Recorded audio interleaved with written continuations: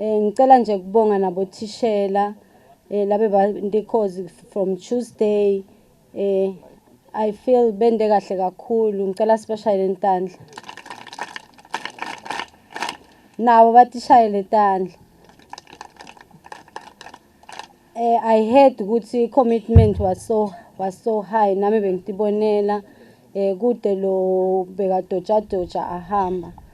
Singe Eva si technical department sibonga kakhulu. Nisibongele nakubatali labavumile nani neva. Yes, we hope even in future sitawuba nani because le activity le ayigcini namuhla na next day tabakhona.